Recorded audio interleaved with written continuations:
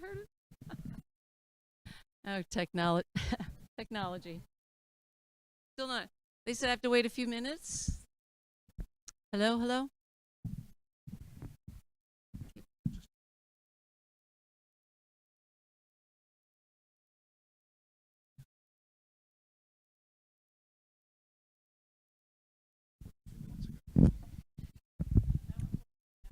Testing 1 2. No. All right, I'm going to speak very loud.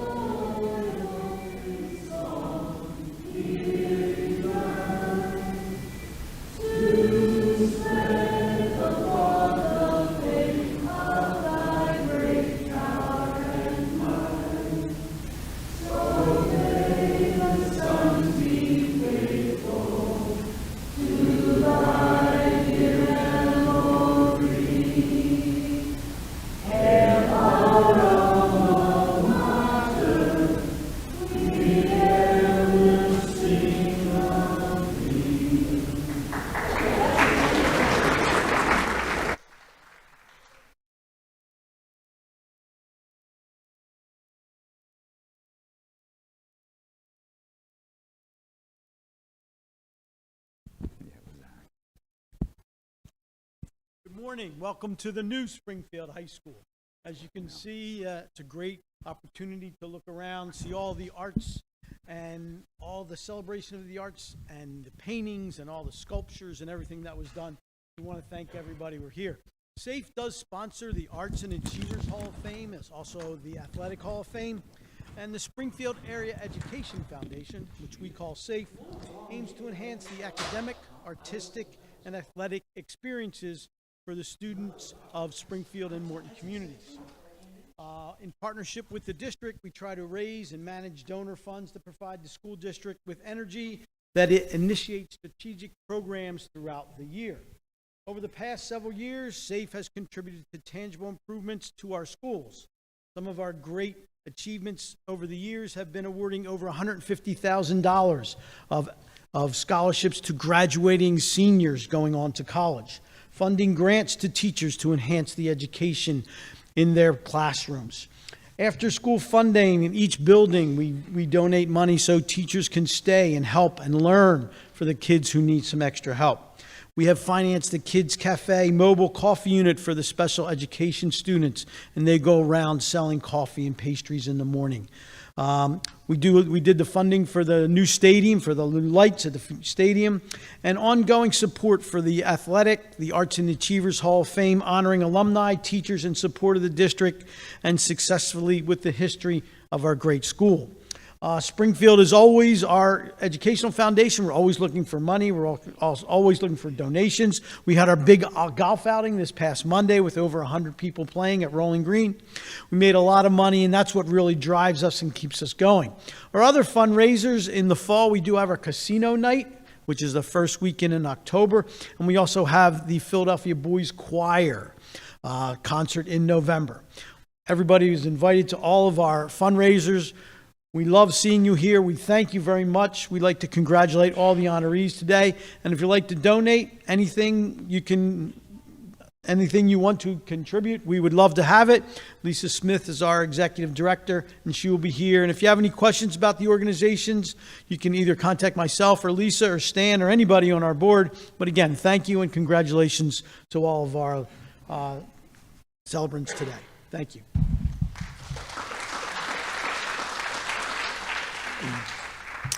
Thank you, Steve, and welcome, everyone. It's so great to have so many folks here today. Some of you have come a long distance to be here, so it's really great that you're here. Just a couple of things about me. I'm class of 1969 from Springfield High School. My brother was 63, and my other brother, Luke, is here. He's 65. My sister was 72. So we had four of us go through, and then my children, or Carol and my children, went through class of 2000, 2004, and 2005. So we have a deep investment here in Springfield. My family, believe it or not, was one of the original landowners from William Penn in Springfield, and the land that the current Quaker meeting sits on Springfield Road was donated by my seventh great-grandfather, Bartholomew Coppock.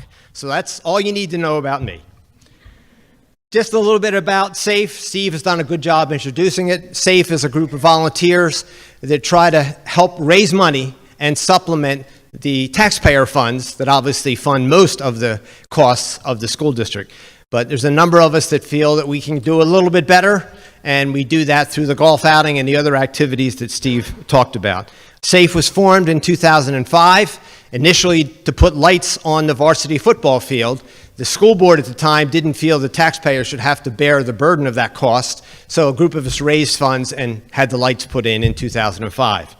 Since then, we've done a lot of different things, as Steve listed. I'd like to really start out by thanking the school district administration and the Springfield High School staff. They all make this day possible. And in particular, I'd like to point out Don Mooney. Don, are you here? There he is. In the back, Don, Executive Director of Operations here in the district, just does a fabulous job. Unfortunately, Don's going to be retiring soon, so it's kind of a mixed emotions to salute Don and also wish him very well in his upcoming retirement. Today's events, just to give you an idea how this will unfold today. We'll be here in the auditorium until 12 o'clock-ish, depending upon how long-winded some of us are, but we'll try to wrap up around 12. Then we'll have lunch in the cafeteria, and then anybody who wants to can take a tour of the high school, our new high school. So if you are interested in what the new Springfield High School looks like as compared to the old Springfield High School, stick around, and Don and I will be happy to give you a tour. So, with that, let's get underway. Our first event is a presentation by a young man, I like to call him a young man, who was honored last year. He was inducted last year, and that is Judge Matthew Seavey. And we were so impressed with Matt that we asked him to come back and make some remarks this year. Matt graduated from Springfield High School in 1988. He worked his way through college by working as a landscaper, a construction worker, a bouncer, and event security at Spectre Guard at Eagles games, the Mann Music Center, and other local concerts. He then graduated from Westchester University with a Bachelor of Science in Criminal Justice. After serving 7 years as a Pennsylvania State Constable, Matt was certified by the Minor Judiciary Education Board prior to winning his first election as the Magisterial District Judge in 2009. The first of several very contentious and hard-fought campaigns, because he was a Delco guy and he was running in Chester County.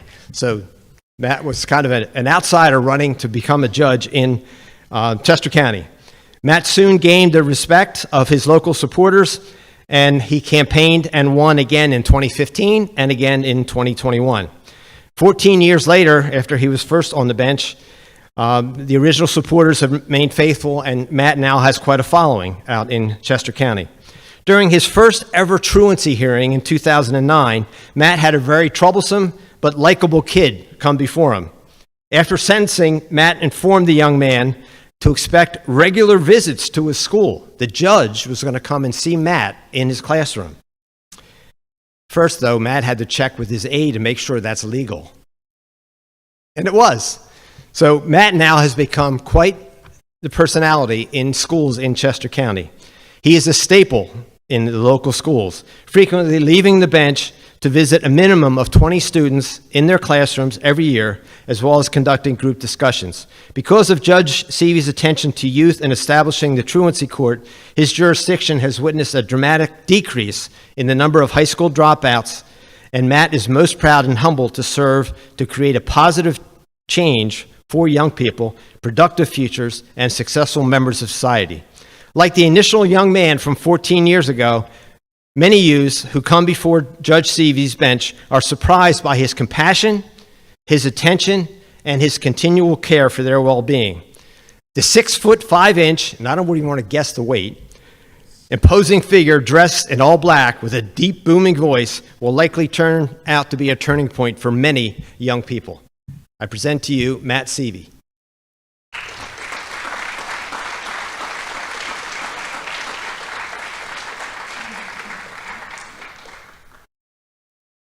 Thanks, Dan.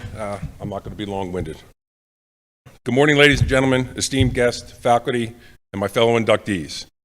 Before we get started, George Strout, where's he at? Make sure everybody wishes him a happy birthday before you leave today. When you're graduating high school, you can only think about leaving. You want to get high school behind you. I graduated almost 40 years ago, and I've been called back twice in as many years. Friends of mine think it's pretty cool. I just feel like I'm getting called back to the principal's office. All kidding aside, I'm truly honored to be here today among this elite group. As a kid, you don't fully appreciate your educators until you leave. Like some kids, I didn't know what the future held for me. But I can tell you there were several teachers who helped keep me on the right path. George Trout and Bob Preston, I can't thank you enough. Of course, every time I have a microphone, I have to thank my mother, Kathy, who raised 4 kids on her own. It wasn't easy for her, constantly shuffling around, going for practices, games, scouts, etc. After I graduated college, as a Pennsylvania State Constable and as a judge, I've seen people during their worst times. And in my life, to be able to help people and to be molded here, I have a chance to help people. Thanks to what I've learned here, I have a chance to be a positive influence in young people's lives. I could give a simple disposition of guilty or not guilty and move on to the next case. But when the opportunity arises, I get involved. I have the ability to continue cases, get off the bench, go into the schools, and check on kids. When they first see me, their eyes they light up as big as golf balls, but I see that look in their eye, that sense of hope. I had that same look many years ago. People ask me why I don't move up to the next level, and I tell them it's here where I can make the most difference in people's lives. They also say that I've seen so much that I should write a book. One of my, I guess my most famous case was about 9 months ago, and unless you live on a deserted island, you'll remember the case. A convicted killer was recently sentenced and was awaiting transport to a state correctional facility, and unfortunately he escaped in a 14-day manhunt ensued. I was updated daily and hourly on law enforcement's position, but when the call came, it was business as usual for me. I did the preliminary arraignment, and then I was tasked with the logistical nightmare of scheduling the preliminary hearing. Trout called me and asked if he could attend. I said absolutely. When it came time for the hearing, I walked into the courtroom, took the bench, and I saw Trout in the first row. It was 37 years later. The teacher had now become the student. He was in my classroom. After a 2.5-hour hearing, we went back into my office. Of course, Trout had many questions about what he observed. I guess you could say things had come full circle, and I guess you could say things came full circle, but just like my past and present educators, I have the ability to teach young people as well. So thank you to all the educators out there. You are truly appreciated, and you truly do make a difference in young people's lives. Thank you.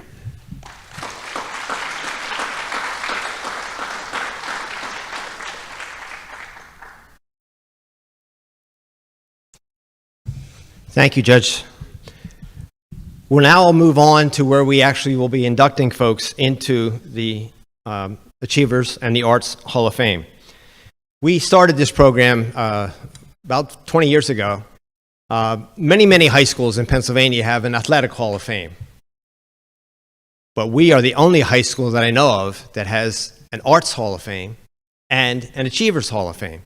And our goal is to recognize our graduates that have gone on to achieve excellence in things other than athletics. Certainly in the arts, which Springfield High School has always put a great emphasis on and hopefully always will.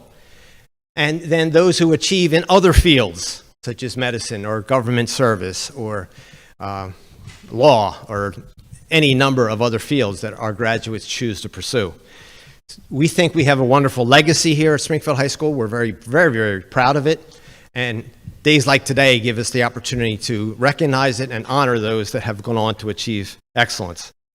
A few years ago, we said, this is great that we honor these folks, but in all reality, some of the folks that we honor are getting a little bit long and gray-haired and kind of old, So we thought, well, let's start a program recognizing some of our more recent graduates. And that's what we call our Rising Stars. So the first two folks being honored today will be part of the Rising Star program, where we're recognizing excellence by two relatively recent graduates. And the purpose of the Rising Star Award is to identify and recognize and publicize high-achieving school district young alumni under the age of 40 for their accomplishments and hard work in their field since graduating from Springfield High School.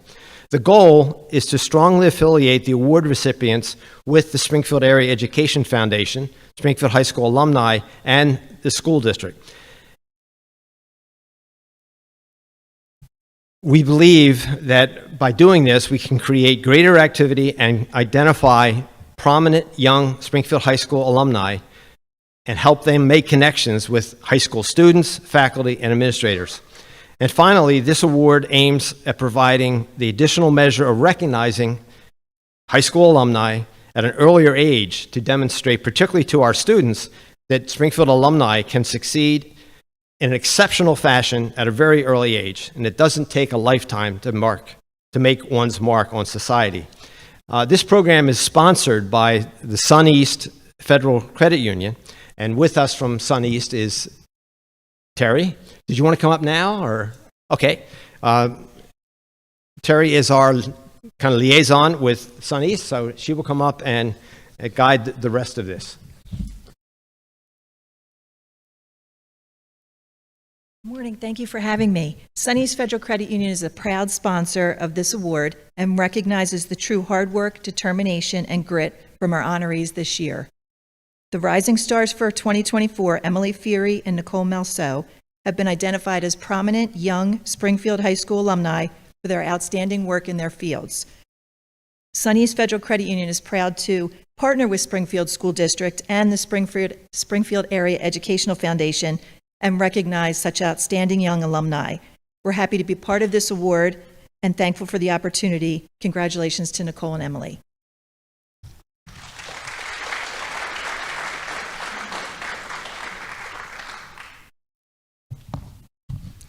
Hello, I am the aforementioned George Trout that thank you, that Matt so eloquently introduced from the bench, we'll say.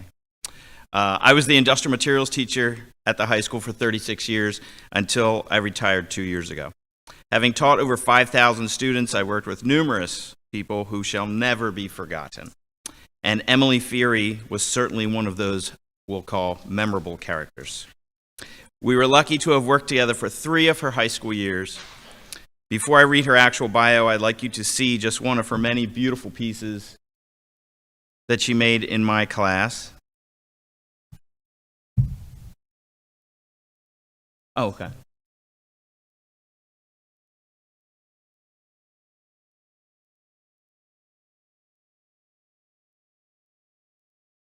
As it slowly approaches. So one of her most memorable pieces is called a tete-a-tete. And the phrase means side by side, or can be translated as alone together. Go to the next couple. So extremely difficult piece, and I could tell very early on that she had what it takes to achieve greatness. Go to the next one, what she won't. You can just leave it right there. Leave it right there for a minute. Emily's work was always replete with outstanding design, artistry, amazing dedication, and long hours, but not every day was a happy one, as you can tell from that shot. That was typical. It was often followed by a few choice words to me, but it was great. Emily was great. Emily transferred her artistic talents into photography, and her current ad campaign is now featured throughout the New York City subways, viewed by millions. I want to show some of the next one. So that's the professional shots of her tete-a-tete. And out of 10,000 projects in my career, that is the only tete-a-tete we ever attempted. Very challenging piece. Here's her ad campaign, which is currently on display in New York City.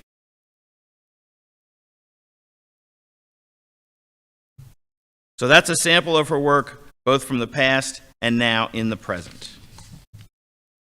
Emily graduated from Springfield in 2011. She took many art classes at SHS, including honors, AP, and independent study courses.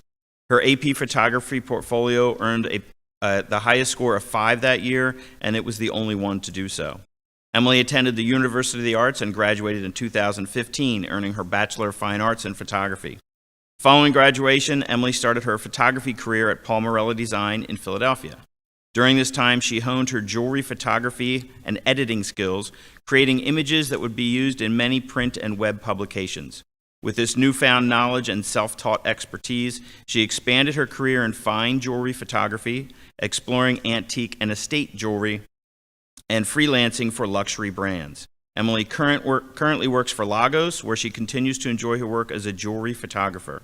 She has been published online and in print by the New York Times, the Daily Front Row, Forbes, Harper's Bazaar, Vogue India, and Town and Country, among many others. In 2016, Emily was named a finalist in the Photographers Forum 35th Annual Spring Photography Competition.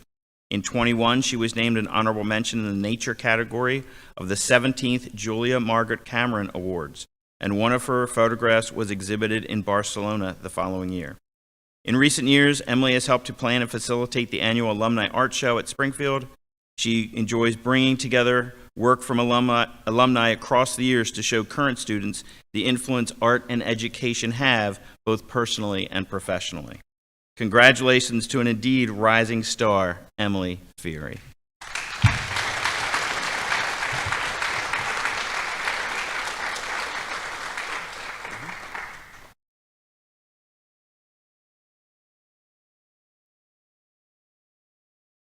Hi, I'm Emily.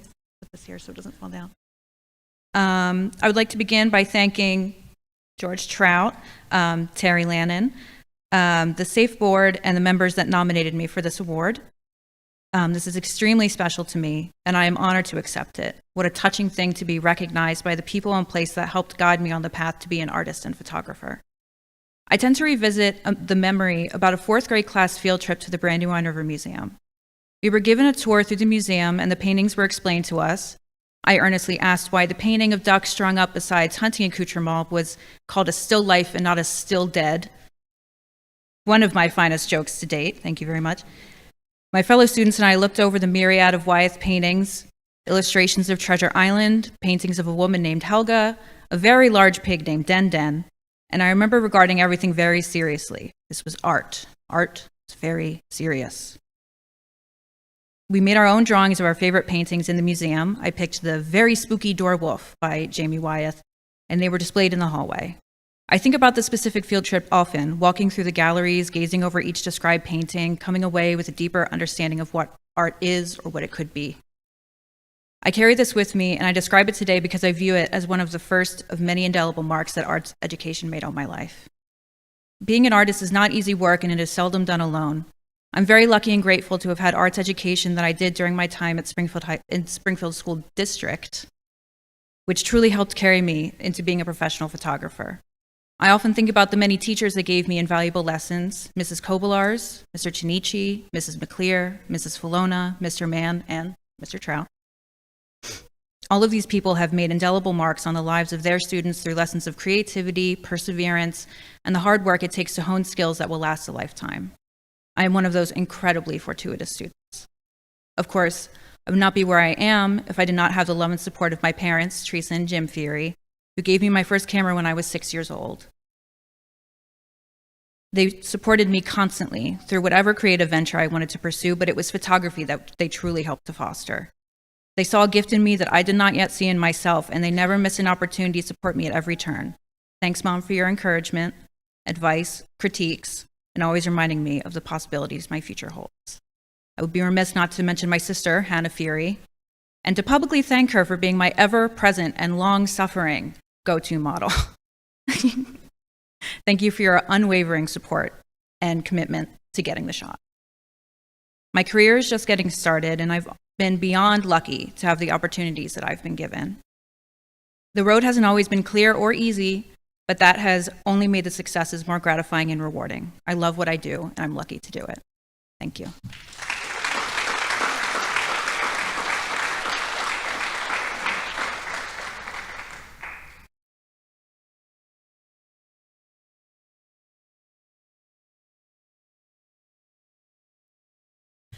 Hello again, and I am very honored to present our second rising star to Nicole Melso, Dr.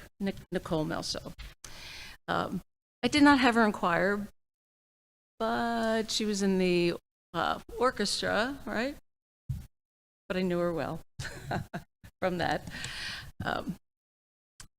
You're going to have to explain some of the stuff here. You'll see why. So Dr. Nicole Melso, 2011 Springfield High School graduate, is the Allen Braz Prize Postdoctoral Fellow in Instrumentation and Technology Development at the University of Arizona Stewart Observatory. Her research focuses on detecting faint, undiscovered gas in the dimmest parts of the sky. To accomplish this, she develops ultrasensitive ground-based and space-based instruments that revolutionize our modern-day astronomical technology. Okay, I got through that. After graduating from Springfield High School, she dual majored in physics and astronomy at Penn State University and graduated with high distinction.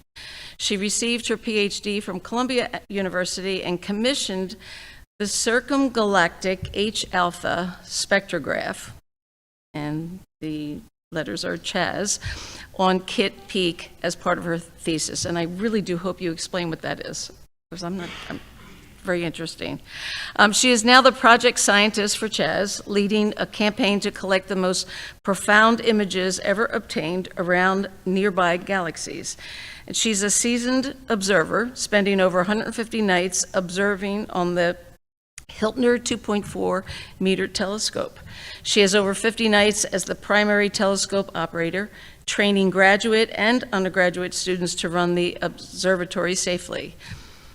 She is also part of multiple NASA projects, including the Fireball 2 stratospheric balloon mission, and she has worked on the last 4 Fireball 2 balloon launch campaigns in Fort Sumner, New Mexico. She currently plays a lead role in the Aspera mission, a NASA-funded small satellite that will be launched into low Earth orbit in 2025. She is responsible for testing the flight detectors that Aspera will use to make sensitive UV measurements. Finally, she is working to establish an outreach program through the University of Arizona to involve more deaf and hard of hearing students in STEM research, opening pathways for them to pursue academic careers in astronomy. Very impressive. I'd like to introduce Dr. Nicole Melso.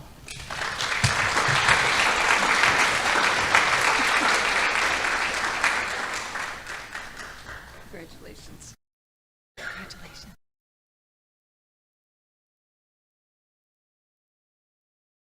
Hi, yes, maybe just a few quick thank yous. Shouldn't have messed with it. Instrumentation. So as an astronomer, a Rising Star Award is kind of perfect. So thank you to the Safe Board, and thank you to Terry and Sue and Lisa for thinking of me for this award. At Springfield High School, thank you to my science teachers, George Salona and Janet Barber. They made science fun, and they helped me set up an astronomy club here at Springfield High School where they stayed after school to let me set up telescopes with maybe about 3 students who were interested in astronomy. But very nice of them, and they're big influences in my life here at Springfield. Thank you to Jim and Monica Conlon, who ran the Pennsylvania Junior Academy of Science here at Springfield from middle school through high school. That's the science fair team. They were really my first research advisors, and they got me started on this path. So thank you very much to them. I was in the orchestra. I did not excel at violin. But we did launch some straw rockets as one of my first middle school science projects, and we did that from the gym at the middle school by putting rocket fins onto straws and launching them with a piston, and I'm very proud to say that we've moved on to real rockets now, slightly bigger, but still very influenced by my time here at Springfield, so thank you very much.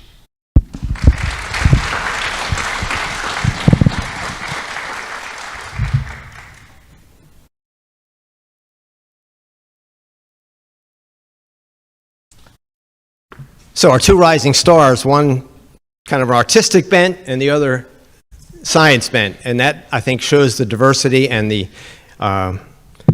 great span that our graduates, once they leave Springfield High School, choose to pursue. So now we're going to move into the actual recognizing of the inductees into the Achievers Hall of Fame. And our first honoree, who I have the pleasure of introducing, is Jean Camerata.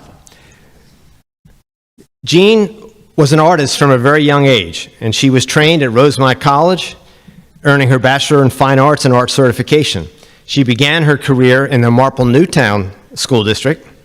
We'll let that go. While taking a break to raise her children, she volunteered with Art Goes to School at Saybold Elementary School here in Springfield. She painted map murals showing students their community, their state, and their country. After a year of working as a substitute art teacher in Springfield School District, she was hired in 1991 to teach at Saybold.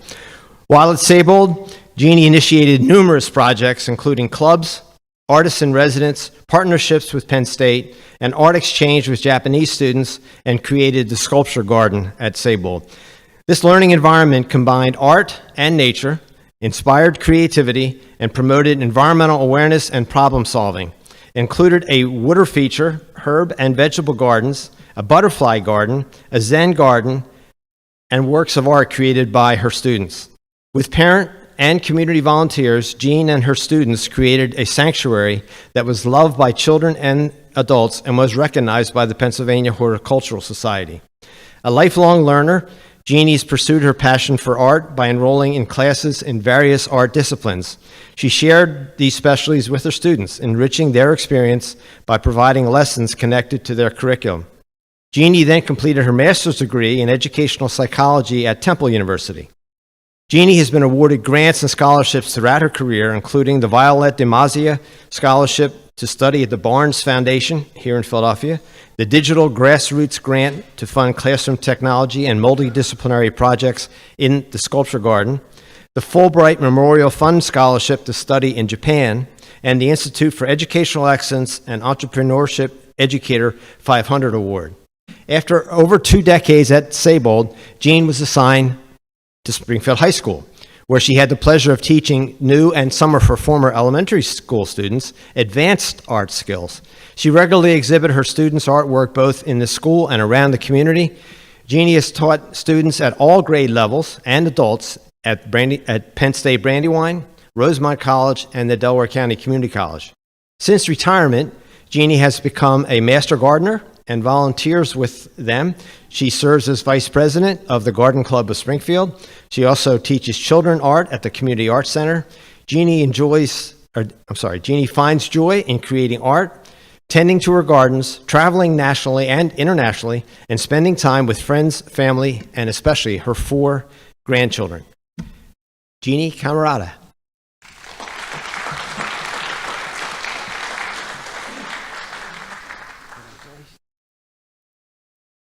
Thank you. Good morning, everyone. It's really such an honor to be here. I want to thank the Springfield Area Educational Foundation and my family and friends for celebrating with me here today. Teaching art is a wonderful profession. There's so much to discover as teachers and students create the learning together. In my 32 years in public education, I was privileged to teach students across the K through 12 spectrum. 26 years were here in Springfield School District, and I had the opportunity to watch children grow year after year. Some of the ones that I taught at Sable, I also taught at the high school. So it's a nice thing to be a special area teacher because you continue to be with those children.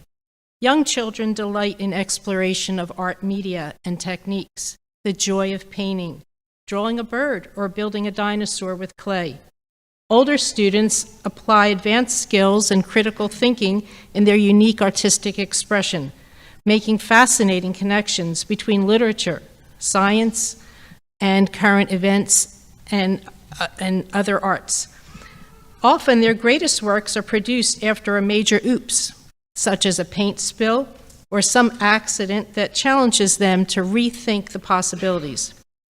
This creative problem-solving stretches the imagination and is a necessary lifelong skill.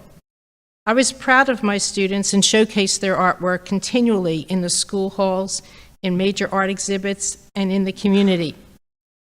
They loved seeing their work on display. The arts are vital in our lives. Look around. Artists design the things you use each day, from your toothbrush to your car. Great civilizations are defined by their arts. Visual art is a universal language that speaks to us across time and place. What could be better than sharing the joy and power of making art with children? Throughout my career, I benefited from collaborations and opportunities. Here are just a few. Honestly, I could be here a long time telling you a lot, but I narrowed it down. My dear friend and colleague, Mary Helen Kobolars, and I met when our own children were toddlers. We later had the good fortune of teaching art in this district. We shared ideas, research, and developed curriculum together that integrated literacy, science, and social studies with art that we taught to our children in the classroom. It was fabulous. My interest in multicultural studies led me to Penn State and the dynamic Constant Kirker. Both of these people, Connie and Mary Helen, are in the audience today. We developed a lasting partnership in which her pre-service teachers came disabled, engaging my art club in all kinds of lessons, from Greek theater to African crafts to Earth Day activities for the Sculpture Garden. Awarded the Fulbright Memorial Fund Scholarship, I was thrilled to have the experience of traveling to Japan and visit schools and become immersed in the culture. Later, I partnered with a Japanese teacher so our students could be art pals. They created artworks and mailed them back and forth to each other, and we exhibited these in our communities.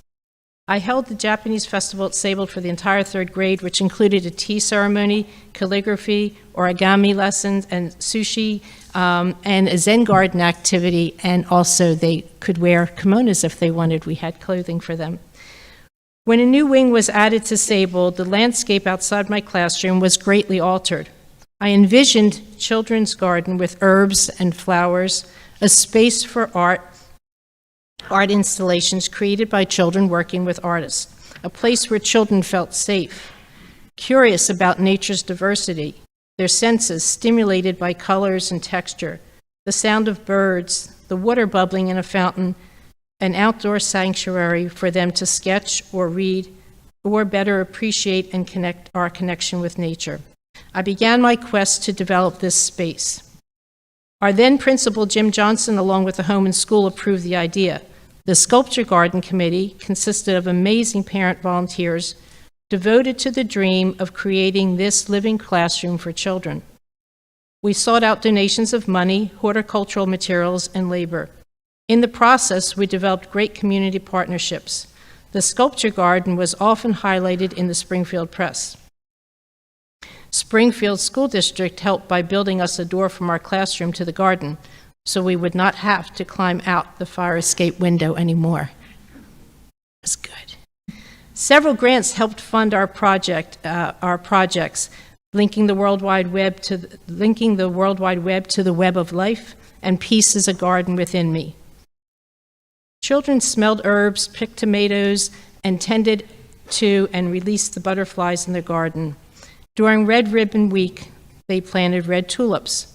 A walk in the garden was a soothing break for children and adults alike. For a decade, Sabled students worked with artists to create art for the garden. We made mosaics, murals, and a variety of sculptures. In one grant given through Springfield School District, Christine Belton and I engaged an artist who worked with our students in both schools. I was grateful to work with my innovative friend then and in my final years at the high school. Our first piece for the garden was a mosaic mural. A mosaic is made of small pieces that fit together to create a larger image, best appreciated when one steps back and views it as a whole. As I step back and view my career, I am aware of the many pieces: the school district, the students, the parents, my colleagues, grants, scholarships, and partnerships that added color and form to my teaching career and to my life. I am grateful to all of you who supported and encouraged me.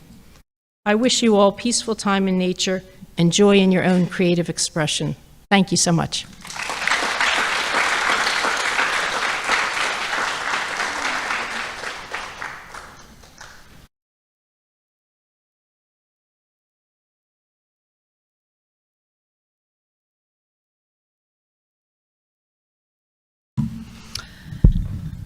I will be honoring Dave Perillo, our next inductee for the Arts Hall of Fame.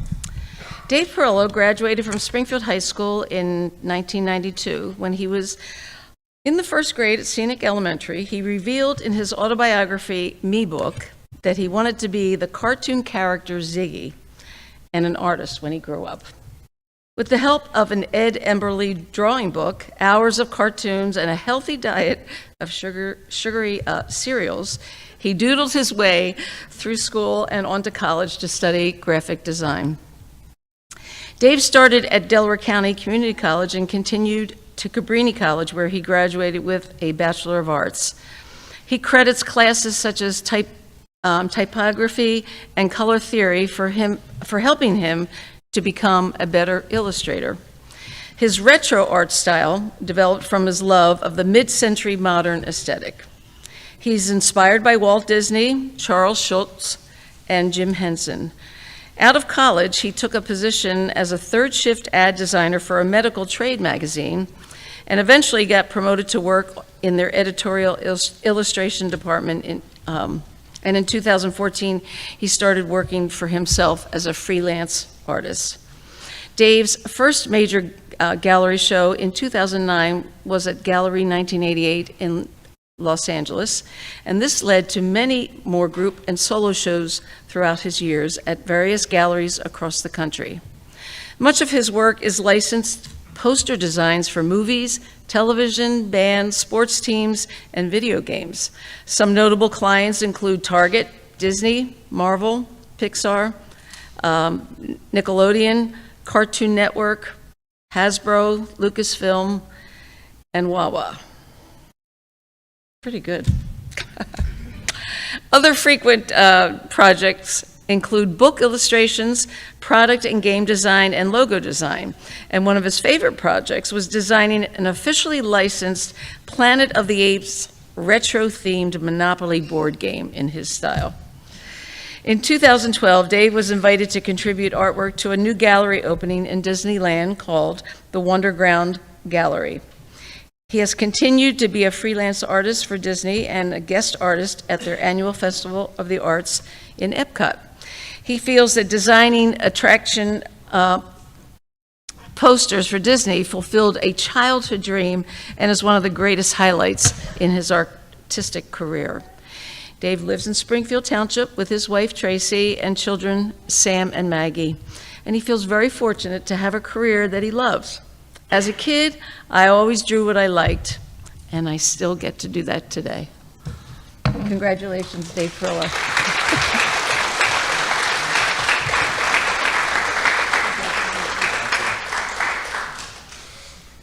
Thanks. Thank you. I probably should have written something down, but like I figured I'd just wing it, which is such an artist thing to do. Like Sue had mentioned, first I want to thank SAFE and Springfield School District for this award. Obviously, I was not going to get into the Hall of Fame for any athletic ability. Like she mentioned, in 4th grade, we had to do a me book where you talk about yourself, and I said, for some weird reason, I wanted to be Ziggy. I don't know if you guys know who Ziggy is. Look him up. It's not something to aspire to be. And the other thing was I wanted to be an artist, so I feel very fortunate that I took the latter of the choices. I want to thank, when I got to high school, I want to thank my art teacher, Mrs. Wilson. She was fantastic. She always encouraged me, and you know, I would be the kid who would constantly be doodling in class and not really paying attention, and all the margins of my math papers and English papers had little Bart Simpsons and Snoopies and Charlie Browns, and the teachers would usually yell at me. But Miss Wilson was great. She would encourage me, and during my whole Celebration of the Arts senior wall, I did a whole Simpsons-themed, Krusty the Clown themed wall. And later on, I got to actually draw stuff for The Simpsons, so it kind of worked out.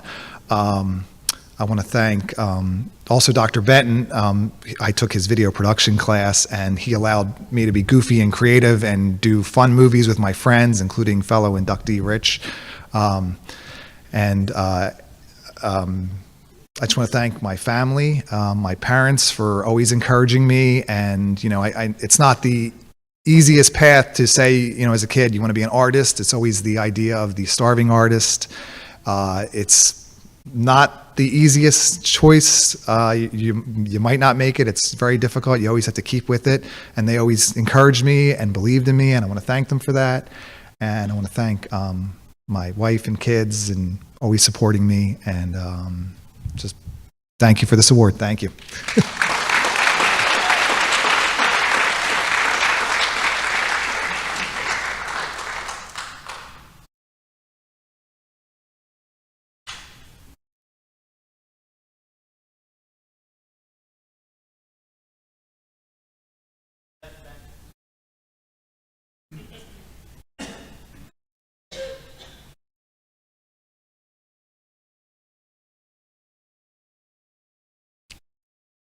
Good morning.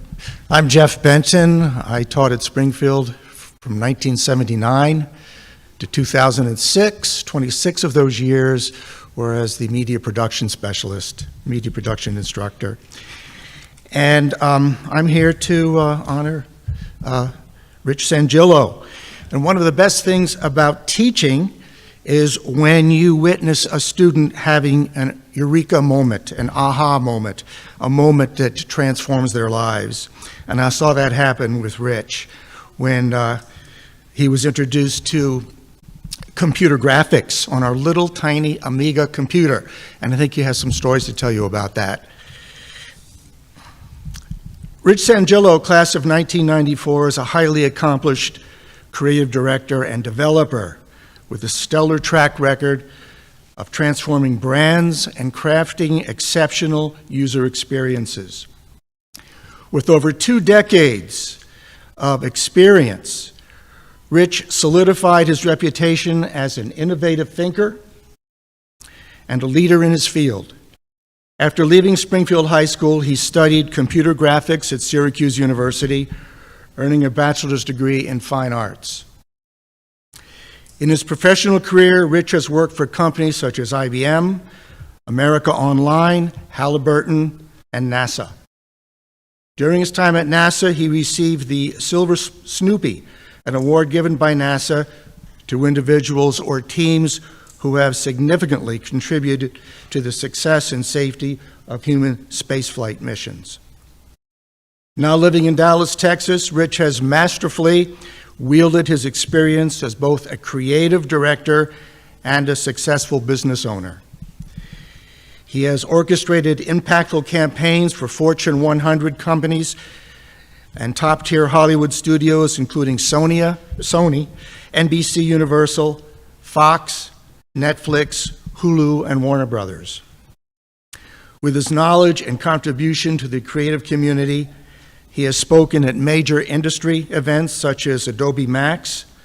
With engaging presence and a wealth of knowledge, he captivates audiences with his forward-thinking insights and groundbreaking techniques, pushing the boundaries of HTML5 and digital advertising. Rich's mother, Diane Sangillo, sister, and her husband, Janine and Michael Graff, fellow Springfield High School graduates, and his girlfriend and business partner, Kelsey Taylor, are joining us today. And I'd like to introduce to you Rich Sangillo, class of '94.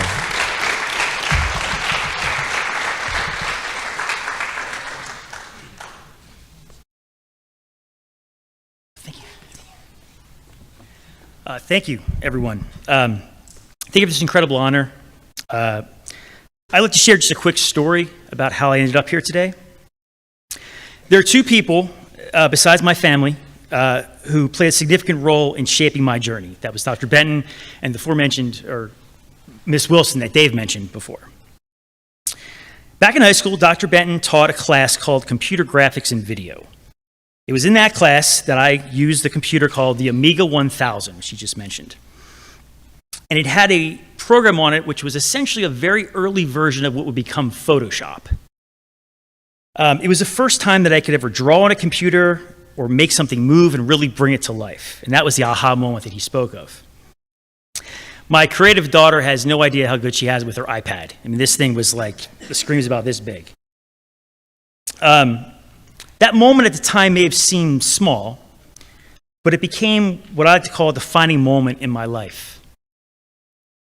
It led me down a path that influenced my college choice, my career trajectory, and even the places that I lived.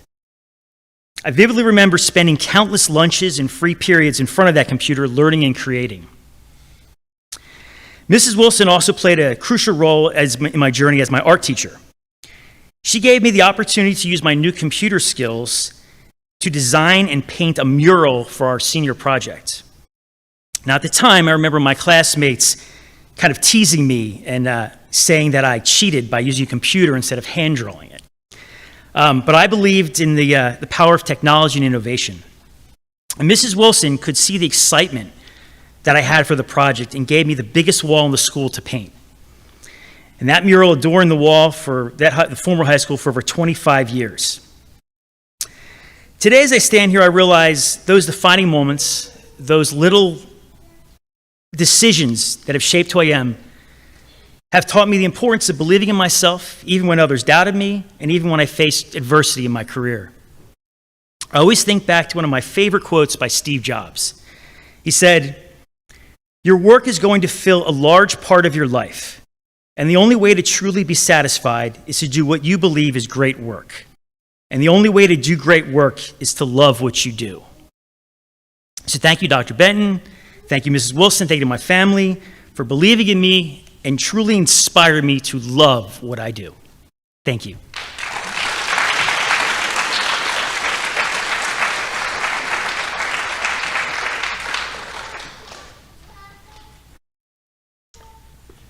Just a process question. On the front table here are plaques, and each of the honorees will get this plaque that they can take home with them. We took the photographs of everybody this morning, so we'll put a current photograph as compared to your high school photograph, which is on most of these pictures. It's great for laughs, but you probably want a current picture. We will ask all the honorees, everyone who's been mentioned, to come afterwards. We want to get a group shot, okay? So everybody who's being honored, please stick around. We'll get a group shot of everybody. And we also have, it may look familiar for some of you, a diploma jacket with a certificate inside. And everyone who's being honored should get one of those. Please don't leave without it, okay? So with that, I'll turn it over to George.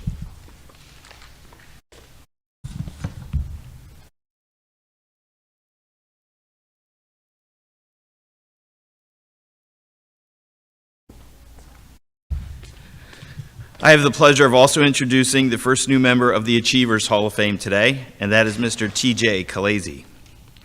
Once again, I was fortunate to have this very memorable character in class for 3 years as he unleashed what was to become a remarkable work ethic. The word remarkable is not always a good thing. Hurricanes are remarkable. Tsunamis are remarkable. TJ's tenacious work ethic and desire to perform truly amazing work and amazing results were inspiring to his classmates, but it came at a price. In the 1990s, it was very common every night for 20 or 30 students to work at Open Lab work sessions until 1 or 2 in the morning, preparing for our annual celebration of the arts displays of 200 pieces of fine furniture. Yet somehow, those long hours were not long enough for TJ. And how do you say no to a diligent, hardworking student who asks, please, just one more hour? And he did that almost every single night. I was always tired while TJ was my student. TJ, but always appreciative and in awe at his positive influence on others.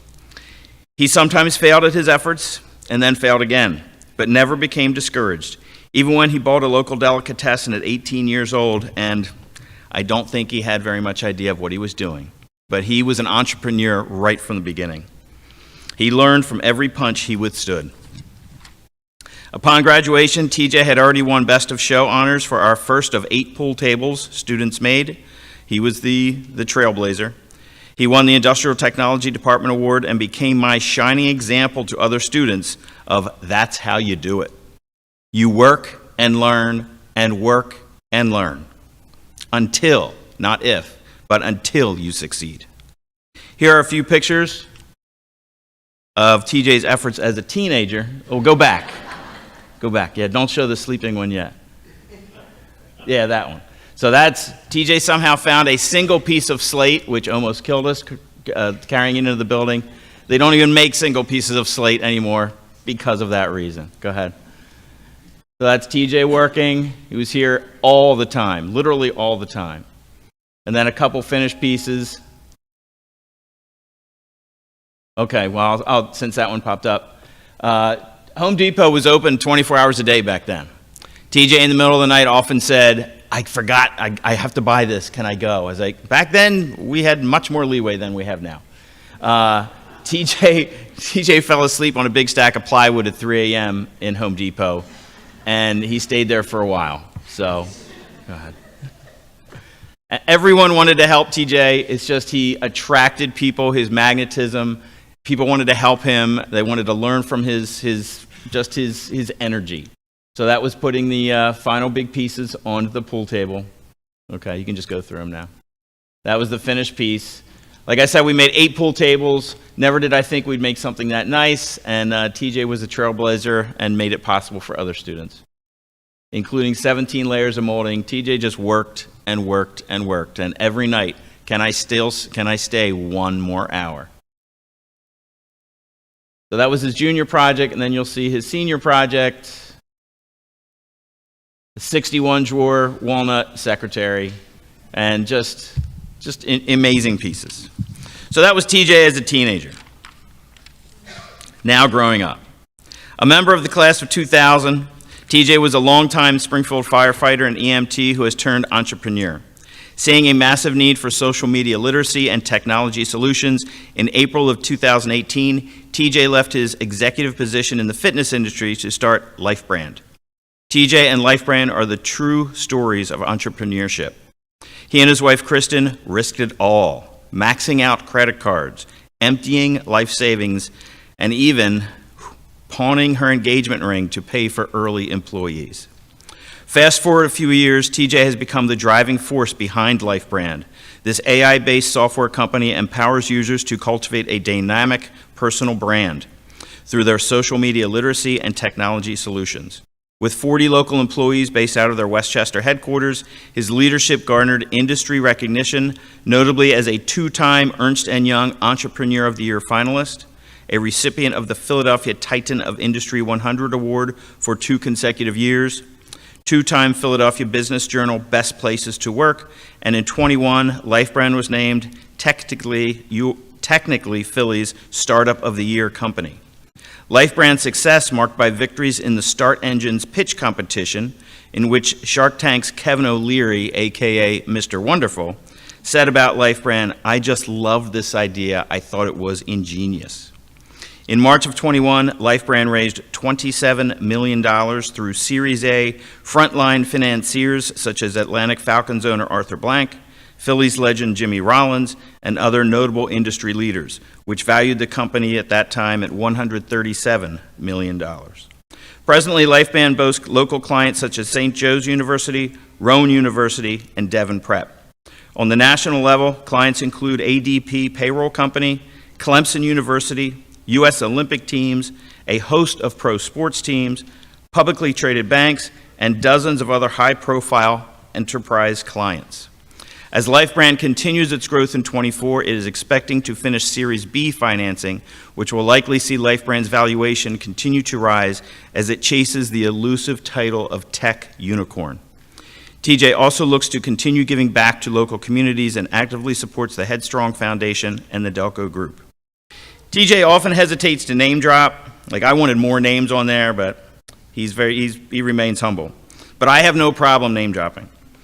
He recently called me but accidentally hit the wrong number on his phone. Who would be next to my name? Think of that. When he called and the voice answered on the other phone, TJ said, "Oh, sorry, Mike, I was intending to reach George," and then proceeded to hang up on superstar baseball player Mike Trout. So I like that I supplanted Mike there, at least temporarily. I've shared some of our favorite memories from TJ's high school days, and you can see he has continued his tenacious work ethic and desire to achieve amazing results. Congratulations to the human tsunami that is TJ Khaleesi.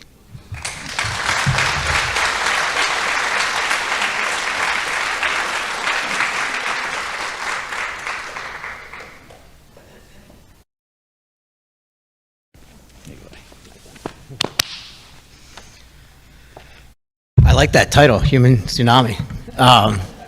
Yeah, and in fairness, when we pawned my wife's engagement ring, she just thought it was getting cleaned for 5 months.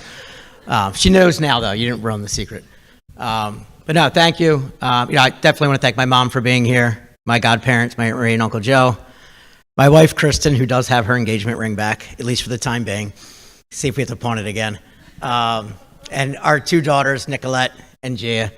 And our 2 little boys, 18 months and 6 months, we decided to leave them at home because they would not have sat here very well. But this high school, well, not this high school, but the other high school, had a lot of great memories for me.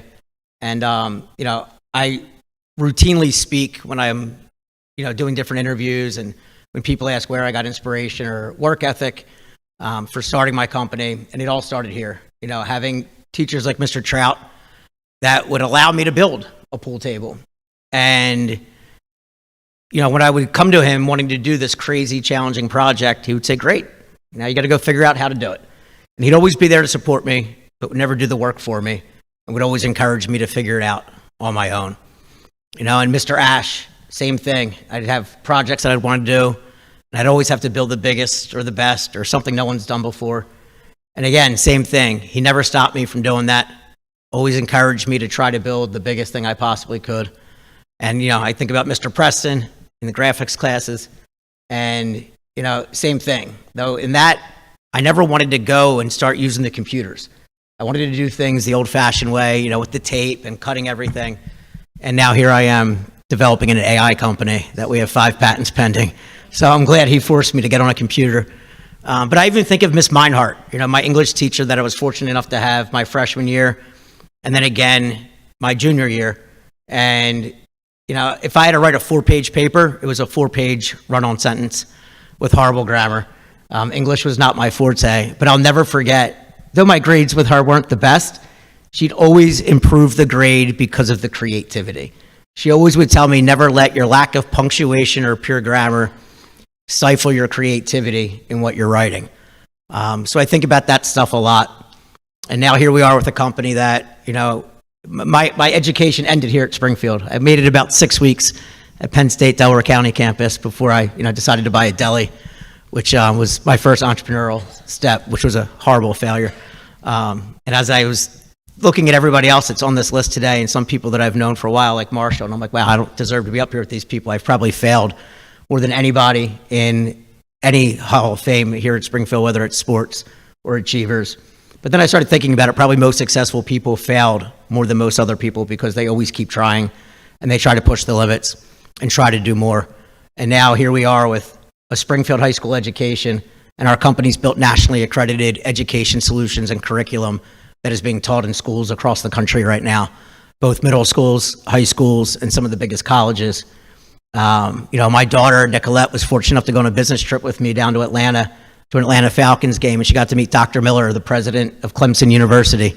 And he told her she gets a scholarship one day, so I hope he remembers that. But, everything happened here from Springfield High School. Every education I had that went into what we were doing, the work ethic, us building this company, like Mr. Trout said, it was a lot of hard work, sacrifices, and we're still doing that now. Our company, like a lot of other tech companies, last year, the venture world went down, and, we missed out on millions of dollars of funding that we were expecting. And just like I always did here when I was working on our project, that desk right there was originally a 4-poster bed, and I cut one of the pieces of wood wrong. Mr. Trout was like, I guess you got to figure out something you can build other than a 4-poster bed right now. And it's what led to that. So that's why every time our company's going through a tough time, I always, you know what, we'll figure it out one way or the other, because that's kind of what I was always taught to do.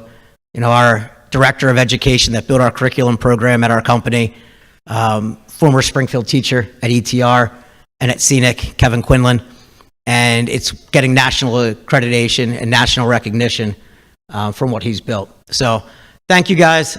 This is a great honor. And, Mr. Mooney, Mr. Johnson, our company would be more than happy to donate our technology and our education solutions through SAFE to the Springfield School District so we can help educate the kids here in Springfield how to build a strong personal brand for themselves and use social media to give themselves an advantage over their competition as they get older. Thank you, everybody.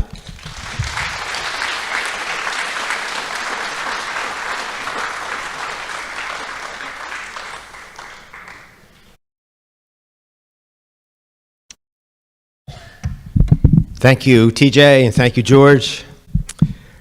Our next recognized inductee is Joe DeScola. Joe is a 1963 graduate of Springfield High School. He then attended Drexel University. He was granted the Who's Who in American Colleges and University Award at Drexel. He earned a soccer scholarship as the goalkeeper. He jointly established the soccer record for the fewest goals scored against in the 1965 season.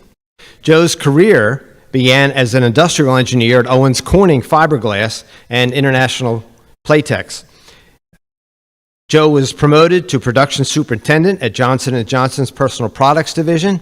From this position, he was recruited to join the Prince Tennis Racket Company as director of worldwide operations, where he established manufacturing and distribution facilities in the United States, Mexico, the Netherlands, and Taiwan. Joe then joined the Franklin Mint as Director of European Distribution in London, streamlining all operations in England, Spain, Germany, France, Belgium, and the Netherlands. He was promoted to President of the Franklin Mint in Toronto and then recruited as President and Chief Operating Officer of CalStar, a rare coin and stamp collectibles catalog company in Minneapolis, Minnesota. Quite the working career. Over 25 years' experience, he then joined Ken Malik Associates, the premier direct marketing search firm, as an executive search recruiter specializing in direct mail and catalog companies nationwide. He prepared thousands of candidates for personal interviews and successfully placed them in their dream job.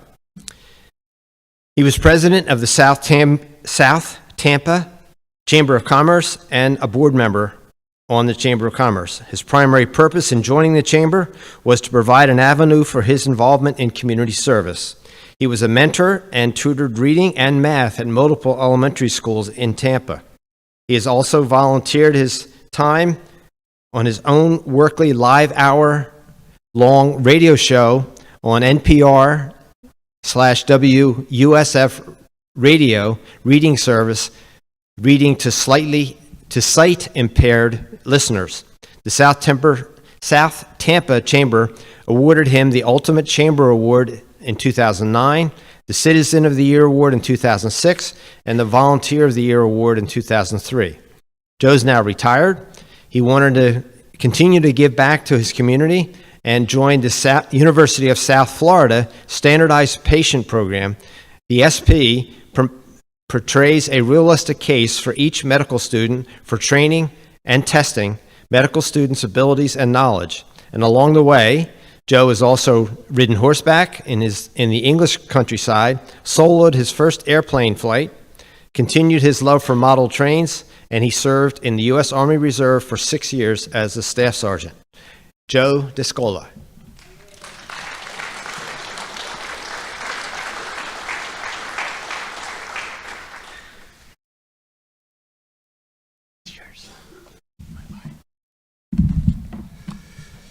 Well, good morning, everybody. They say the human brain starts working the moment you're born and never stops until you stand up and make a speech in public.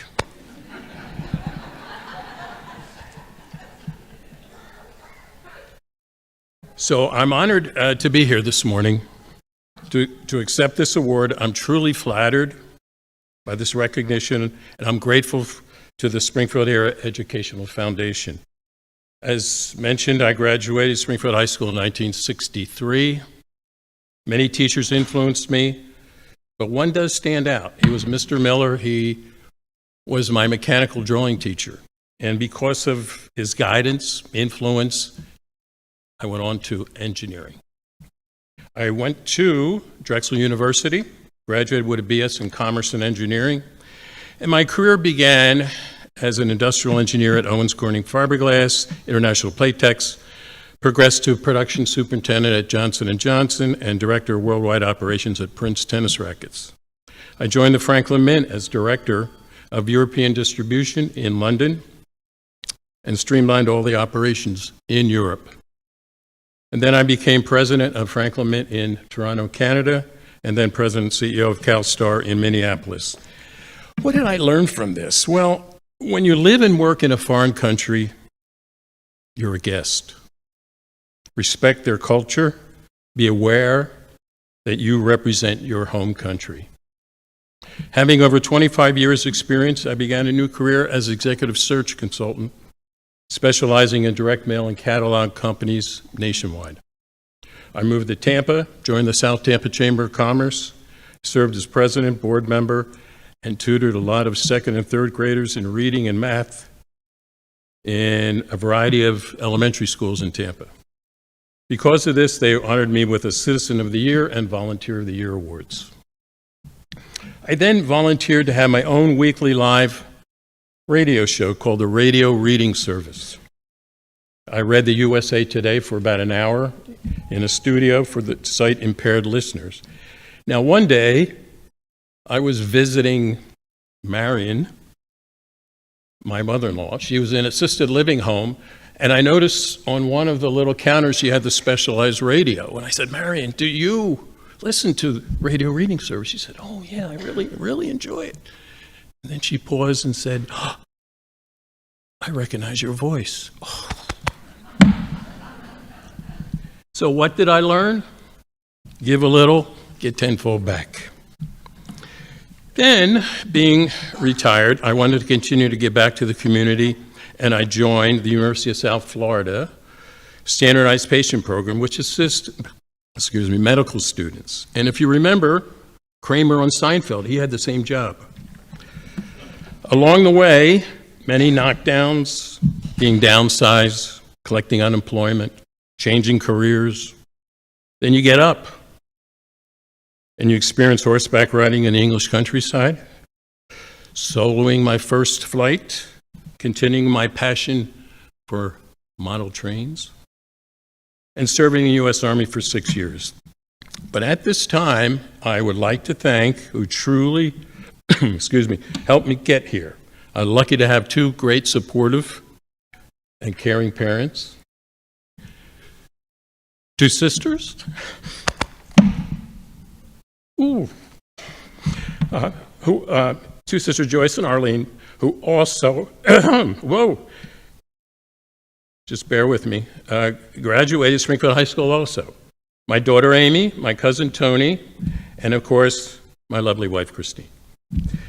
You know, I was privileged to live and work in 4 countries, 5 states. What have I learned along the way?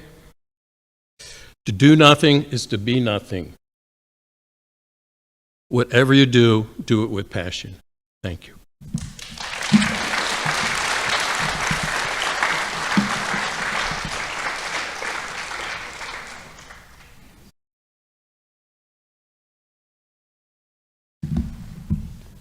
This is the last time you'll see me. Thank you for that clap. That's hilarious. How fortunate I am to present 3 individuals today, one in the beginning of her career, one deep in the heart of his career, and one who can bask in a tremendous career of outstanding accomplishments. I first met Chip McCready's when he was a student for 19 years in my adult woodworking courses, and we became instant friends, or at least I knew I wanted to be his friend. Chip McCready's, SHS graduate, 1971. Judge William McCready's was elected in November of 2013 and sworn in on January 6, 2014 to a 10-year term on the Delaware County Court of Common Pleas. In November of 23, he was retained for an additional 10-year term. Judge McCready's was born in Delaware County, has lived here his entire life, having grown up in Springfield. He attended Springfield High School, participating in football, wrestling, track, weightlifting, art club, and ski club, and graduated with honors. He received his Bachelor of Science in Accounting from Villanova University and his Juris Doctor of Law from Loyola University School of Law. Judge McCready's practiced law in Delaware Valley for more than 33 years in the areas of contracts, real estate, estate litigation, administration and planning, injury law, and business law. He was trained and served as a mediator and arbitrator for more than 30 years. He has lectured on various legal topics for Pennsylvania Bar Institute, the Pennsylvania Bar Association, the Delaware County Bar Association, the Delaware County Chamber of Commerce, Delaware County Community College, and the Pennsylvania Conference of Trial Judges in person and on television and on radio. He served as Vice President of the Delaware County Bar Association, Section Chair and Delegate for the Pennsylvania Bar Association, a Supervisor of Edgemont Township for more than 14 years, and solicitor and or President of numerous charity and community nonprofit boards. He also served as President of the Rose Tree Media Education Foundation, President of the Delaware County Association of Township Officials, Chancellor of the Delaware County Justinian Society, and President of the Guy G. DeForia American Inn of Court. Judge McCready's has been chosen as a Pennsylvania super lawyer every year since its inception in 2004 and has received awards for his distinguished service, leadership, and pro bono work. He has the highest AV ratings through Martindale-Hubbell, representing the highest level of professional excellence and ethical standards.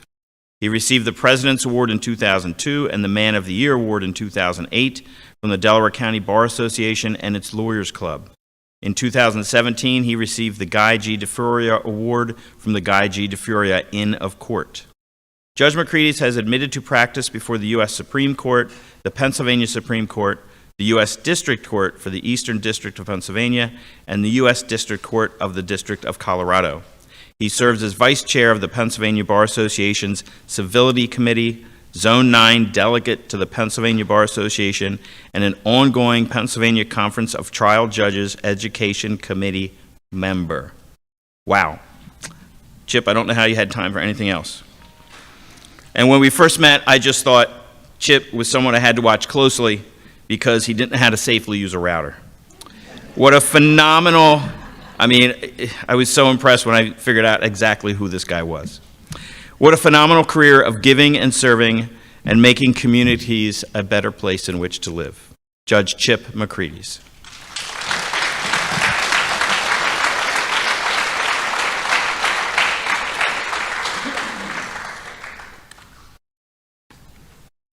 Congratulations, buddy. Thank you. Well, you had to sit through that resume, so I'm going to be short. Thank you very much for this great honor. Thank you to George, to Lisa Smith, to Stan Johnson, to Don Mooney, and the rest of the people on this fantastic foundation. They've done wonders for Springfield residents and for the students.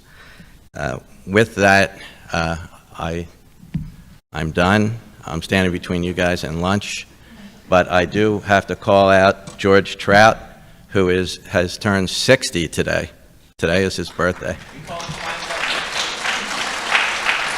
So happy birthday, and thank you, everybody.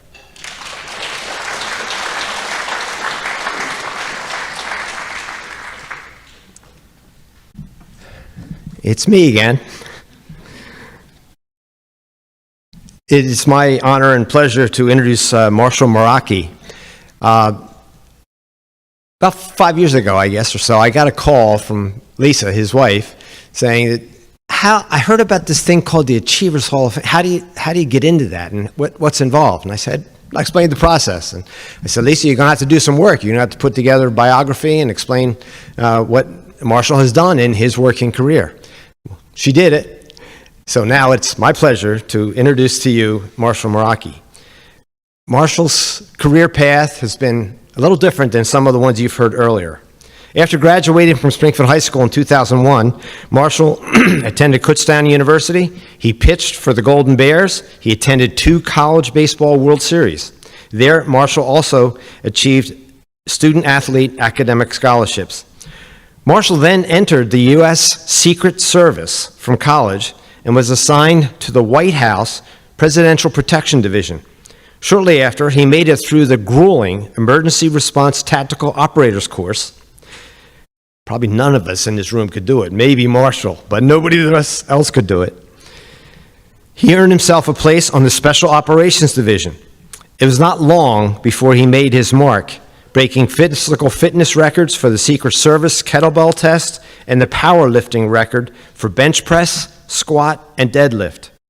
Marshall continued this path into the Tactical Canine Unit, where he teamed up with his partner, Canine Hurricane. This partnership proved a pivotal moment in his career. In 2014, Marshall and his canine partner stopped an intruder on the north grounds of the White House while the president and the first family were inside the White House. This story received national and international praise.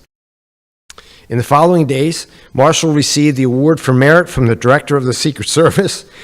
In 2015, Marshall was given the highest honor within the Homeland Security by receiving the Award for Valor from the Secretary of the Department of Homeland Security. In 2017, Marshall again received accolades from the Director of the Secret Service for heroic actions off-duty while witnessing a severe multi-car accident on 295 South, when he noticed that an overturned vehicle with an unconscious woman pinned inside. Marshall was able to pry the door open, extracting her from the car and removing her from further harm before medical personnel arrived. In 2019, Marshall and Canine Hurricane were invited to the British Parliament, making them the first in U.S. history to receive the British Order of Merit for their heroism. In 2022, Marshall and Canine Hurricane again became the first in U.S. history to receive the Distinguished Service Medal at the United States Capitol, earning them a spot in the 2023 Guinness Book of World Records. Marshall continued to serve in the U.S. government as a supervisory special agent, receiving Special Agent of the Year award in 2022. His most significant contribution is founding a nonprofit called Canine Hurricane Heroes in honor of his canine partner. This federally recognized nonprofit organization provides retired law enforcement and military dogs with subsidized veterinary care so they can live long and healthy lives. Hurricane's Heroes currently supports over 100 canine nationwide and has raised over $500,000 for these canine heroes. Marshall Meraki.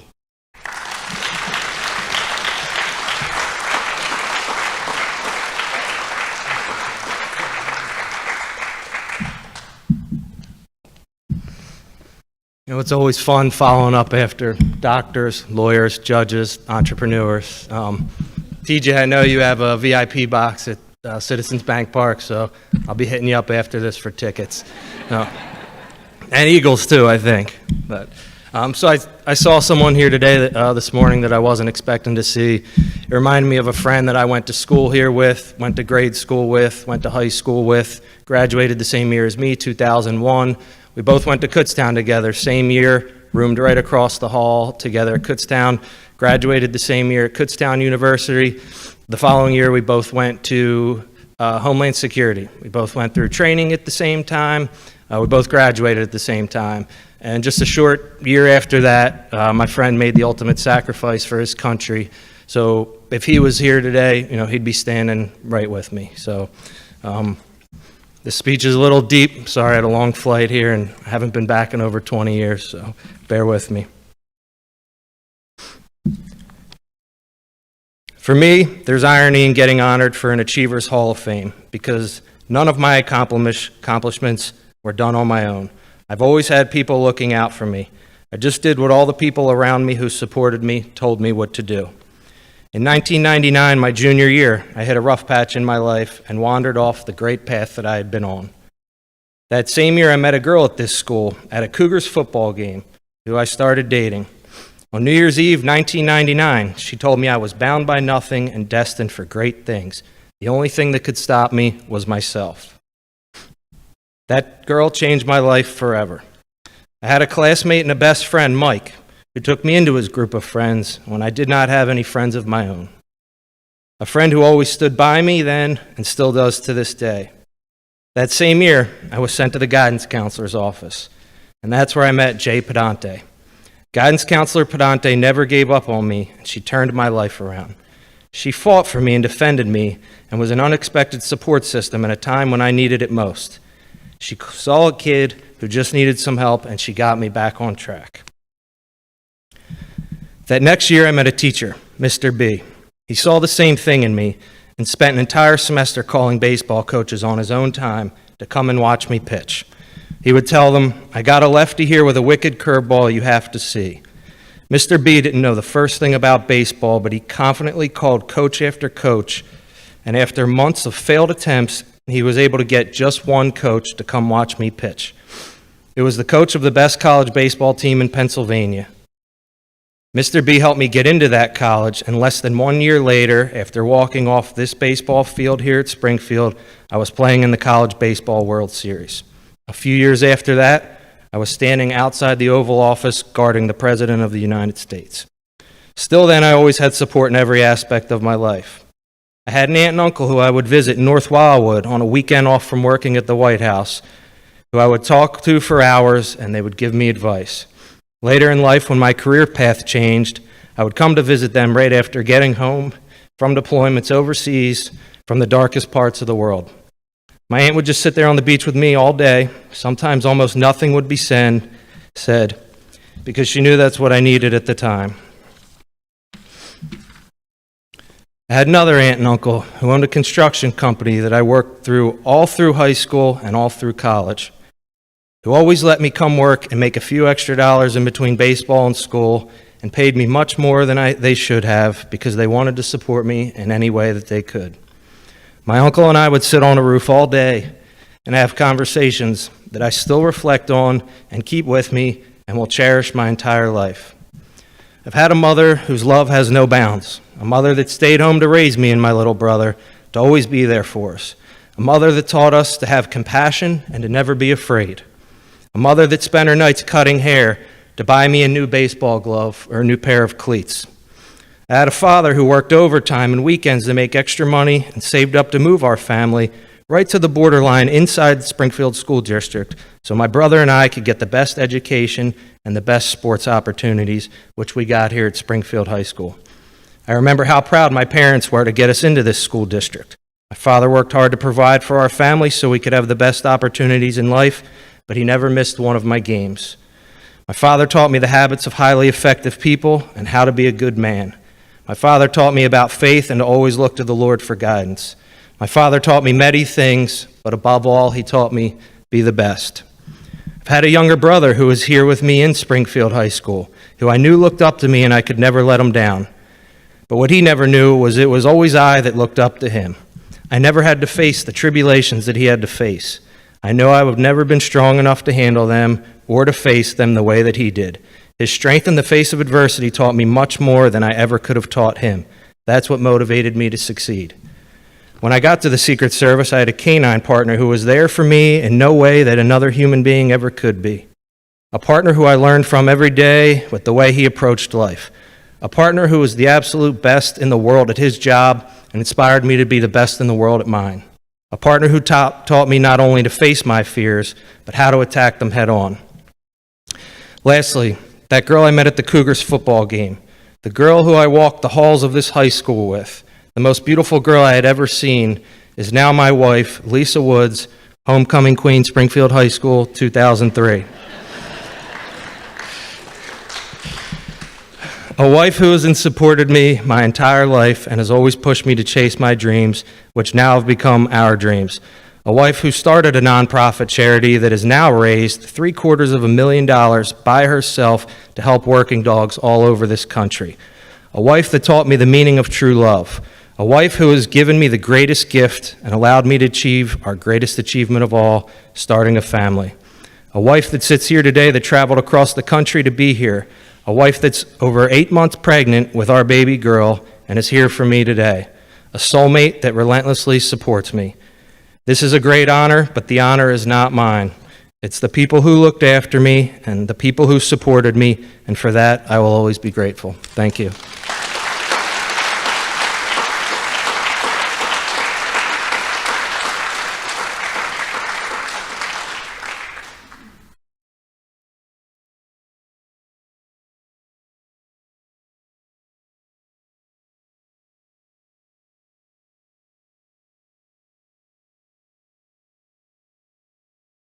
Good morning. My name is Tom Grubb, and I am a longtime resident of Springfield and had the wonderful opportunity and privilege of working in Springfield School District for 36 years. I began when Lincoln was president and finished up right before the Garfield assassination. Now, I say that because I'm an old history teacher, too.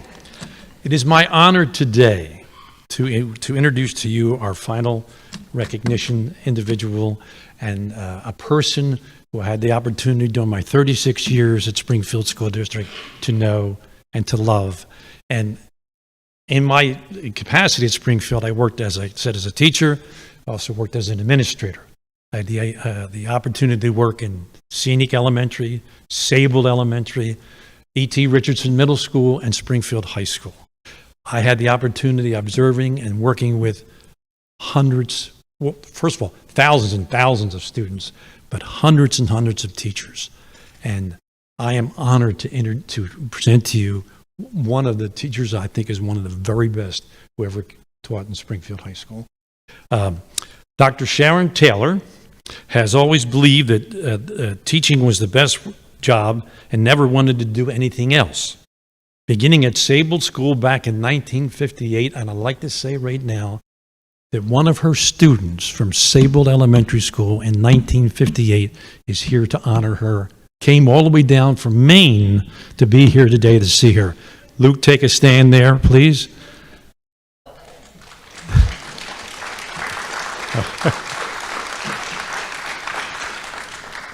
Following her time at Sable Elementary, she taught at the junior high. The junior high is no longer the junior high. It's been the middle school for quite a number of years, and then on to Springfield High School, from which she retired in 1993, the same year that my beautiful daughter back here, Corinne Grubb, graduated, and had the opportunity to have Dr. Taylor as a teacher. Her gift for teaching students from any background empowered her pupils with self-esteem and a skill set to learn, making her beloved across generations. As she was affectionately named, Doc, ensured that her students recognize their potential and use education to transcend social, emotional, and economical barriers. In settings ranging from the gifted room here at the high school, not this high school, the older high school, excuse me, I lost my place here, to remedial classrooms, conversations embrace life skills, career counseling, and academic tutoring. building on her Bachelor's of Science of Education from the University of Michigan, and I would be at a loss here not to mention 2024 Division I National Football Champions. Go Wolverines. Am I right, Doctor? Oh, I know I'm right. Do you still like Jim Harbaugh? Okay, well, you'll she completed her master's degree and doctorate from the University of Pennsylvania at the age of 50, specializing in educational linguistics, developing teaching methodologies that engage students intellectually while fostering mutual respect and self-worth. Doc's signature approach created a learning atmosphere where students felt valued, heard, and motivated to achieve their best. And what more do you want from a teacher to give you those kinds of specialties? Doc's signature approach created a learning atmosphere where students felt. Her determined advocacy for students set Dr. Taylor apart, and this advocacy continued in her own business for 20 years after she retired. Doc taught seniors how to plan for retirement. Doc's impact is evident in her lasting seniors how to plan for retirement. Doc's impact is evident in her lasting friendships and academic and personal influence on her students' lives. Dr. Taylor's efforts are celebrated in the words of a former student from 1960 on Sharon's 90th birthday. This is a quote from her student. "I met you in 9th grade English. You walked into the noisy classroom and yelled at everyone to knock it off. I never realized at that moment that the major impact you would have on my life, Sharon. You helped me through the tough times, celebrated the good times, and have always been my friend. You always helped me see both sides of an issue without inserting your personal beliefs, guiding my decisions. I admire you. I admire this in you and the fact that you are always direct, no guessing where you stand on things." Dr. Sharon Taylor's legacy underscores the transformative power of teaching and the enduring impact of genuine, heartfelt connections between a teacher and her students. Dr. Sharon Taylor.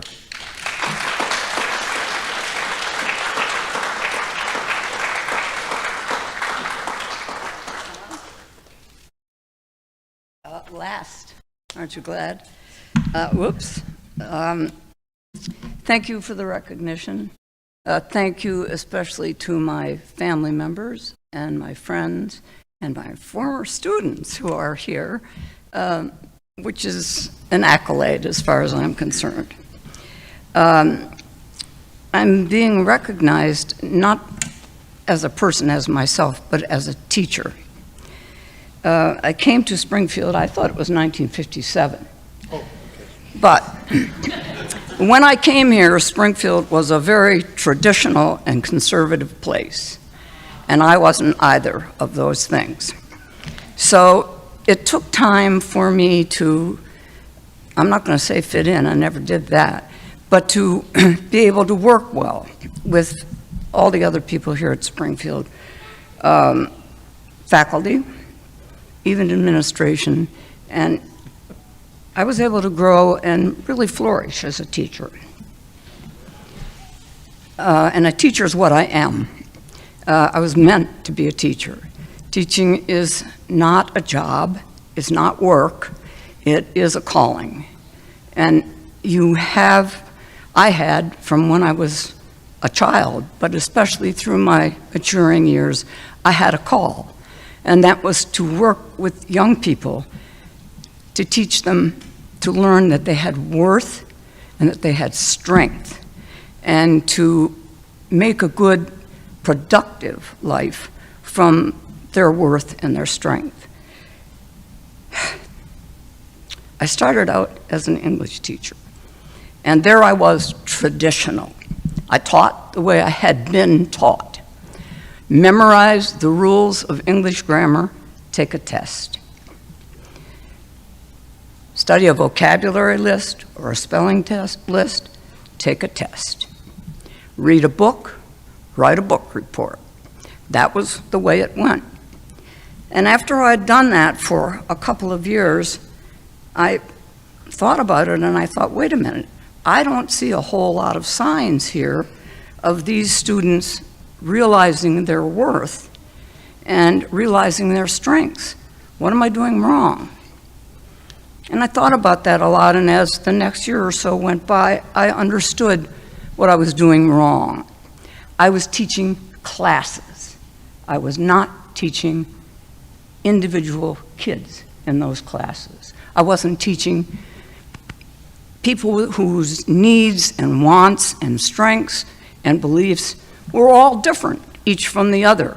And yet I was giving all of those different kids the same stuff. That's, of course, why they weren't growing and feeling self-worth. So it took me 30 years, really, of continuing to learn and to grow, to try to achieve reaching every student and trying to find for each and every one of them, what is your strength? Do you feel worth? So that you can be productive and have a good life. When you do that kind of thing for 30 years, all that time, and even afterward, you're asking yourself, did I do a good job? Did I do these things that I wanted to do? The problem is when you self-evaluate, ego comes into it. And of course, ego, you don't want to say you didn't do a good job, so you try to tell yourself that you did. Being here today means that there are other people in the community, former teachers, business people, people who also think, I did a good job, I fulfilled my calling. But I don't think that any of that matters as much as, what my students thought and think. And Tom gave you a little bit of that from someone's letter. And I'm going to give you just a little tiny bit more of it. Actually, I had 10, but I have it down to 3. This last year, I was 90 years old, and my daughter compiled for me a book of memories. She reached out to all of my many worlds and asked people to comment. She received more than 100 responses, and 60% of them were from former students. I was touched beyond belief by them, and I felt vindicated. I felt that I had, in fact, done the things I started out to do. I'm just going to read 3 things. You were the first teacher who ever told me I was smart. You were the first teacher who ever told me I had worth. You were the first teacher I had who didn't care about my bad rep and my bad past behaviors. You looked at my potential. Those things told me that I probably did do a pretty good job of fulfilling my calling. And I want to thank all of you for being here, and thank you to the people who nominated me. And thank you, Tom.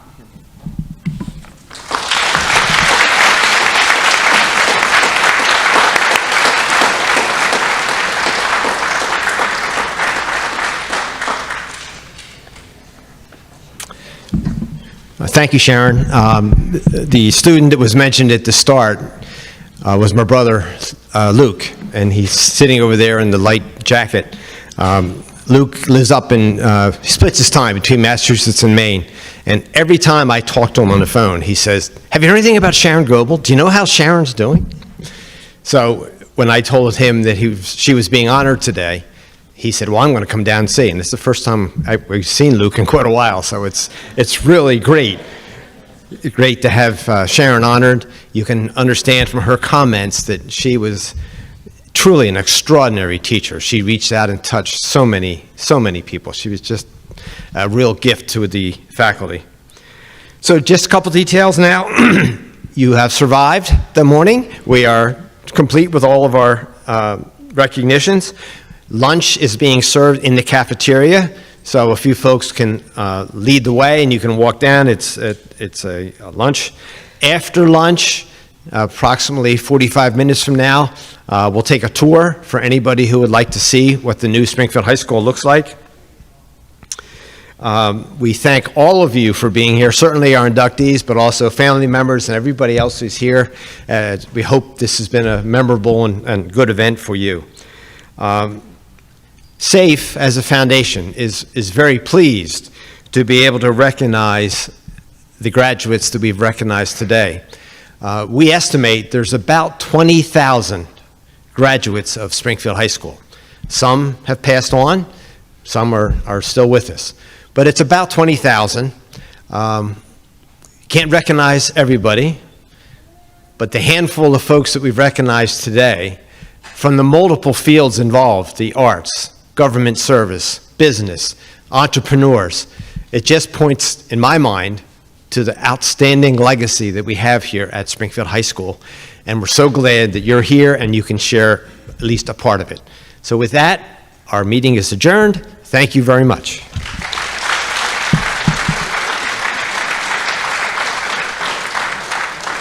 So if the inductees could come forward and go up on the stage, and we'll have a picture taken by our photographer. All the inductees, please come up on the stage, please.